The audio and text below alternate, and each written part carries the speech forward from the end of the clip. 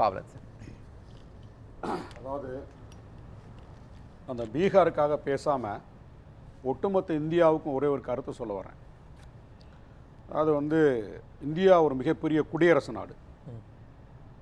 மன்னராட்சி முடிந்து மக்களாட்சி தத்துவத்தை புரட்சியாளர் அம்பேத்கர் அவர்களால் உருவாக்கப்பட்ட அரசமைப்பு சட்டம் நமக்கு வழங்குகிறது. ஆர்டிக்கல் 326 இந்த நாட்டில், அதாவது மூத்த குடிமகன் என்று சொல்லக்கூடிய அந்த குடியரசுத் தலைவரிலிருந்து கடைகோடியில் இருக்கக்கூடிய ஒரு பாமரன் வரைக்கும் ஒரு நபருக்கு ஒரு ஓட்டு. யாராக இருந்தாலும், ஏழை பணக்காரன், உயர்ந்தவன் தாழ்ந்தவன், படித்தவன் படிக்காதவன், இப்படி யார் எந்த பார்சியாலிட்டி இல்லாமல் எல்லோருக்கும் வந்து ஒரு வாக்குரிமை. அந்த வாக்குரிமையை தட்டி பறிக்கின்ற இடத்துல தான் இன்றைக்கி வந்து ஆளுகின்ற பாஜக இருக்கிறது. நான் என்ன கேட்குறேன், பீகாரில் 65 லட்சம் வாக்காளர்கள் நீக்கினீங்க. என்ன சொன்னீங்க நீங்கள்? எல்லாம் வந்து வெளிநாட்டை சேர்ந்தவர்கள்லாம் இங்கே வாக்களிக்கிறாங்க அப்படின்னு. இப்போ நீக்கப்பட்டவர்களில் யாரா ஒருத்தரை, இவர் பாகிஸ்தானு, இவர் பர்மாவை சேர்ந்தவர், இவர் ரோஹிங்கியா முஸ்லீமு, அல்லது பக்கத்தில் வந்து சீனாக்குள்ளேருந்து ஊடுருவி வந்து வாக்களிச்சிட்டாங்கன்னு யாரா ஒருத்தரை காட்ட முடிஞ்சது அவங்களால? இப்போ நீங்கள் என்ன சொல்ல வரீங்க? எஸ்ஏஆர்னால தான் பாஜக கூட்டணி இவ்வளோ பெரிய வெற்றி பெற்றது. அப்போ தமிழ்நாட்டில் எஸ்ஏஆர் எடுக்க போகிறாங்க. அதுக்காக தான் முதலமைச்சர் சொல்லியிருக்காரு, விழிப்புணர்வோடு இருங்க. இது ஒரு பாடம். விழிப்புணர்வாக இருக்கும். இது ஒரு பாடம்னு சொல்லி. பீகாரில் விழிப்புணர்வா இல்லையா? இல்லை கூட்டணி இல்லை.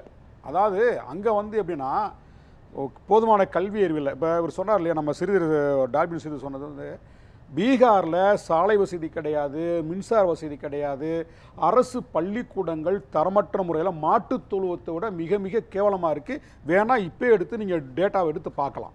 நான் சொல்கிறேன், நீங்கள் எல்லா கூகுள்லேயோ அல்லது யூடியூப்லேயோ சர்ச் பண்ணி பாருங்கள் பீகாரோட லட்சணம் என்ன. இவர் சொல்லும்போது இன்னொரு வார்த்தை சொன்னார், இங்கே வந்து நாற்று நடுறது கூட பீகார் வரனா அந்த லட்சணத்தில் தான் சொல்கிறாரு. அந்த லட்சணத்தில் தான் பீகாரிகள் வந்து இருக்கிறாங்க. முதலமைச்சரே திரு ஸ்டாலின் அவர்கள் ட்வீட்டே நலத்திட்டங்கள், இத நிதிஷ்குமார் ஆட்சி இதுக்கான அங்கீகாரம்னு அவர் சொல்றாரு. அதாவது ஒரு தமிழ்நாட்டை ஆளக்கூடிய மாநில முதலமைச்சர் ஒரு கண்ணியத்தோட, அவர் வந்து என்டிஏ கூட்டணியில் இருந்தால் கூட ஒரு பாராட்ட வேண்டிய இடத்துல வந்து பாராட்டுறாரு. ஆனால் இன்றைக்கு 2024-25 தமிழ்நாட்டில் உருவாக்கப்பட்ட மொத்த மாநிலத்தின் உற்பத்தி ஜிடிபிக்கும் பீகாரில் உருவாக்கப்பட்ட அந்த மாநிலத்தோட மொத்த ஜிடிபி கம்பேர் பண்ணி பாருங்க. இன்றைக்கு இந்தியாவிலேயே தமிழ்நாடு 2வது இடம், ஆனால் பீகார் 35வது இடத்துல இருக்கு பொருளாதாரத்தில். சரி, தனிநபர் வருமானத்தில் தமிழ்நாடு முன்னிலையில் இருக்கு, பீகார் பின்தங்கிய இடத்துல இருக்கு. தமிழ்நாட்டோட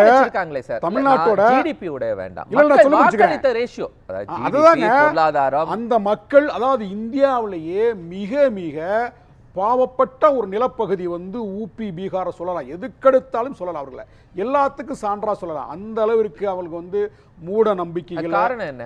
அதாவது மோடி வந்து பேசுறாருங்க ஒரு வார்த்தை, என்ன பேசுறாரு அப்படின்னா, இல்ல பீகார்ல இந்த அளவுக்கு படிப்பறிவு இல்ல, பீகார்ல காரணம்னு கேக்குறேன். அங்க வந்து நில உடைமை சமூகம் கட்டமைக்கப்பட்டிருக்குங்க.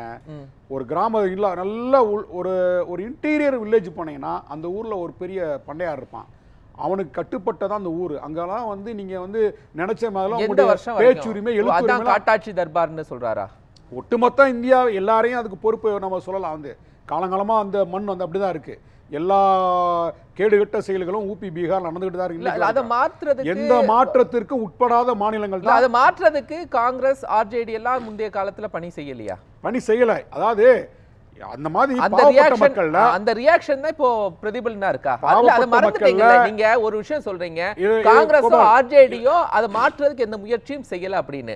ஆனா இங்க குற்றச்சாட்டை நீங்க தேர்தல் ஆணையம் மேல வைக்கிறீங்க. இருங்க, ரெண்டுக்கு நான் விளக்கம் கொடுத்துறேன். பாவப்பட்ட மக்கள், கல்வியறிவு இல்லாத அந்த மக்கள்கிட்ட போய் பிரதமர் மோடி சக்கரா என்கின்ற இடத்துல என்ன பிரச்சாரம் பண்றாரு அப்படின்னா, அதாவது வந்து சரண்ஜித் சிங் சன்னி அப்படின்றவர் பஞ்சாபோடைய காங்கிரஸ் முதலமைச்சர். அவர் வந்து பீகார் மக்களை பீகாருக்குள்ள விடமாட்டேன்னு சொல்லி காட்டமா பேசினாரு. அதை கண்டு காங்கிரஸ்காரங்க ரசிச்சாங்க அப்படின்னு ஒரு பொய் மூட்டையை அவிழ்த்து விட்டார். அடுத்து தெலுங்கானா, கர்நாடகா, இல்ல இது நான் இது மட்டும் சொல்லிக்கிறேன், தெலுங்கானாவிலும் கர்நாடகாவிலையும் பீகாருக்கு எதிராக அந்த மாநிலத்தை சேர்ந்தவர்கள் பேசுறாங்க, காங்கிரஸ்காரங்க அமைதியாக தான் இருந்தாங்க அப்படின்னு சொல்றாரு. அதே போன்று இங்கே திமுக அரசு வந்து பீகாருக்கு எதிராக இருக்கிறாங்க, அப்போ அங்கே உள்ள காங்கிரஸ்காரங்க அமைதியாக இருக்கிறாங்க. அப்போ பீகாரில் இருக்கக்கூடிய காங்கிரஸ்காரர்கள் பீகார் மக்களுக்கு எதிராக இருக்கிறார்கள் என்ற ஒரு வன்மத்தை கட்டமைத்து விட்டு இந்த தோல்வியை வந்து அதாவது வந்து தோல்வி உருவாக்கி செயற்கையான ஒரு தோல்வியை உருவாக்கி சில கேள்விகள். தோல்வி அப்படின்னா நம்ம தேர்தல் ஆணையம் மேல குற்றம் சுமத்துறோம், அது ரெண்டாவது விஷயம். ஆனால் அதுக்கு முன்பு நான் சில கேள்விகள் கேட்டிருந்தேன். பிரச்சாரம் எப்படி இருந்துச்சு? ஓட்சோரி அப்படின்னு தேர்தல் ஆணையத்துக்கு எதிரான ஒரு விஷயத்தில் திரு ஸ்டாலின் அவர்கள் போயிருந்தாங்க, எல்லாரும் போயிருந்தாங்க. அதன் பிறகு அங்க தேர்தல் பிரச்சாரத்தில் திரு ராகுல் காந்தி அவர்களே இருக்கவில்லை, பிரியங்கா காந்தி இருக்கவில்லை. நீங்க கேட்ட கேள்வி நான் பதில் சொல்லிடுறேன். நீங்க சொல்ற அளவுக்கு இந்த கேம்பெயின்ல வந்து இந்தியா கூட்டணி கொஞ்சம் கோட்டை விட்டுருச்சு. அதை நான் ஜனநாயக ரீதியாக நான் ஒத்துக்கிற வேண்டிய விஷயம் தான்.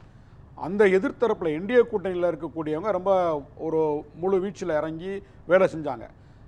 ராகுல் காந்தி வந்து அந்த ரோட் ஷோ போகிறப்போ போய் வாக்கு சேருங்க, மற்றபடி வந்து ஒவ்வொரு இடத்துலையும் போக முடியல. ஆனால் அதே சமயத்தில் இரண்டாம் கட்ட தலைவர்கள் எல்லாமே போய் தேர்தல் பிரச்சாரம் பண்ணிட்டு இருந்தாங்க. பக்கத்தில் இருக்கக்கூடிய அகிலேஷ் யாதவ் கூட போய் இந்தியா கூட்டணியில் இடம்பெற்றிருக்கக்கூடிய அவர் கூட போய் பெருசாக வந்து அங்கே கேம்பெயின் பண்ணதா எனக்கு ஒன்றும் தெரியல. ஆனால் அப்படியே வந்து இந்தியா கூட்டணியில் இருக்கக்கூடிய தான் காங்கிரஸ் போட்டியிட்ட தொகுதிகளில் அகிலேஷ் யாதவ் பிரச்சாரத்திற்கு செல்லவில்லை, பிரியங்கா காந்தி பிரச்சாரத்திற்கே போகல. கோபால் நான் கொஞ்சம் பேசிக்கிறேன், அப்புறம் நீங்க அந்த கேள்விக்கு அவர் சரியா பதில் சொல்லல சார், அதனால நீங்க அதுக்கு விளக்கம். நீங்க ரெண்டு கேள்வி கேட்டீங்க, அதுக்கு பதில் சொல்லுங்க, மூணாவது கேள்வி போயிடுறீங்க. அதாவது வந்து இந்தியா கூட்டணி தலைவர்கள் வந்து பெருசா வந்து அதாவது என்டிஏ கூட்டணிக்கு டஃப் கொடுத்து வேலை செய்யலன்றது ஒரு பக்கம் இருந்தாலும் இவ்வளோ ஒரு அதாவது என்டையர்லி டிஃப்ரெண்ட் சொல்லக்கூடிய அளவில் மிகப்பெரிய அளவில் வந்து இந்த என்டிஏ கூட்டணி இவ்வளோ பெரிய அறுவடை பண்ணியிருக்கு அப்படின்னா முழுக்க முழுக்க மால் பிராக்டிஸ், தேர்தல் ஆணையத்துடைய உதவிக்காரத்தோட இந்த மால் பிராக்டிஸை நடத்தியிருக்கிறாங்க. அதாவது ஒரே ஒரு விஷயம் நான் சொல்லிக்கிறேன், இங்க எல்லாருமே நமக்கு வந்து மனசாட்சிப்படி ஒரே ஒரு நிமிஷம் சார், இதுவரை மனசாட்சிப்படி ஒரு விஷயம் எப்பொழுதுமே ஒரு வெற்றி பெற்று விட்டார்கள் என்றால் தோல்வி அடைந்தவர்கள் தேர்தல் ஆணையம், வாக்குப்பதிவு இயந்திரம், இதெல்லாம் காலம் காலமாக ஏதாவது ஒரு தேர்தலில் எதிர்க்கட்சிகள் இந்த குற்றச்சாட்டு ஆளுங்கட்சி மீது எப்போதுமே தோல்வி அடைந்த கட்சிகள் தேர்தல் ஆணையத்தை குற்றம் சுமத்தாமல் இதுவரை இருக்குமா இருக்காதா? ஆளுங்கட்சி மீது இருக்கும் இல்லையா?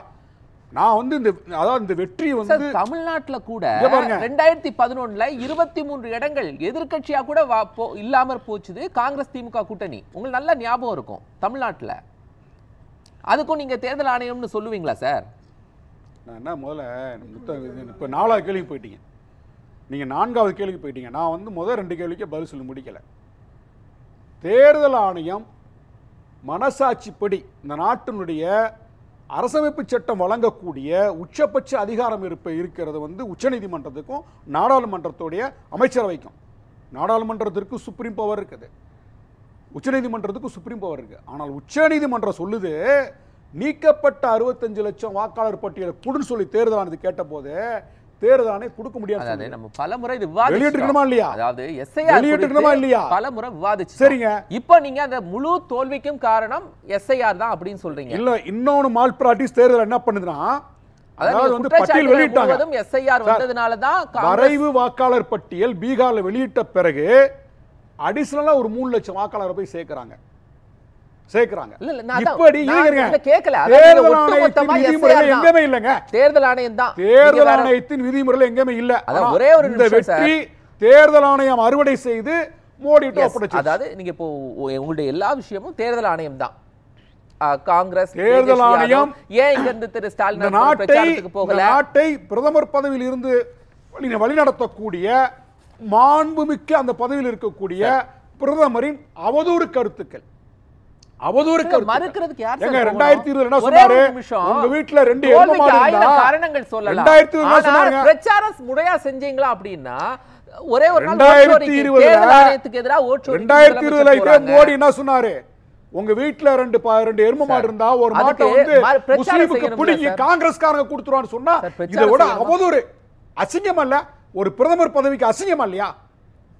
ஏங்க நாங்க வந்து இந்த இந்தியா கூட்டணி இதை சாதிச்சிருக்கோம், இந்தியா கூட்டணி இதை சாதிச்சிருக்கோம், எங்களுக்கு ஓட்டு போடுங்க. அதுதாங்க ஜனநாயகத்துக்கு அழகு, அதாங்க ஒரு நல்ல மனுஷனுக்கு அழகு.